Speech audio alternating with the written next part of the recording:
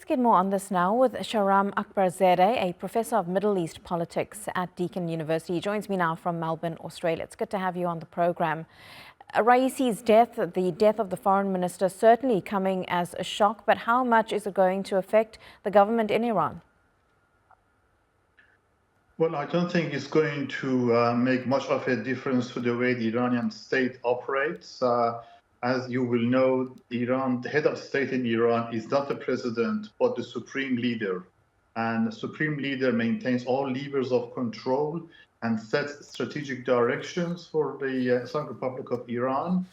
That means nuclear program, that means strategic priorities in the region, that means relations towards Israel and the United States. These are all set by the supreme leader and very much the hardline team around him. So the fact that the president and foreign minister have died in this accident could be a bit of an administrative headache, but it's not going to result in any substantial change. Shahram, I'm wondering then, with that being said, Mohammad Mokber was the first vice president. He now takes on the role as interim president. Iran has 50 days to hold elections. But as we've seen in previous elections, local elections were very recent in the country. There's a very low voter turnout. What does this tell us about how voters feel and the interest or lack thereof they have in voting? That's a very good point. In fact, the supreme leader had made it clear that participating in elections, even if people held contrary views to the supreme leader, their participation and voting in the ballot box was an indication of regime legitimacy. With 60% not showing up to ballot box at the last election, parliamentary election in March this year, that was a significant indicator of a loss of legitimacy of the ruling regime. And another election is very likely to see a repeat of that performance.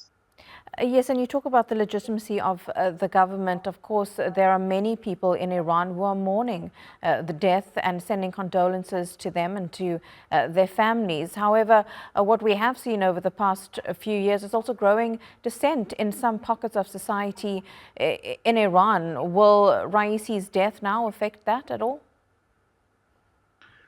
Well, as in any society, Iran is, you get a diversity of views, and you can say that the division of views and loyalties in Iran is quite extreme.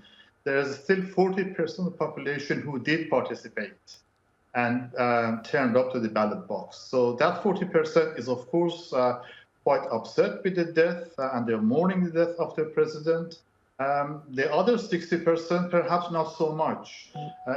There is a major divide, a major gap between especially the young in Iran and how they see their future and how the regime sees the future through the prism of ideological lens.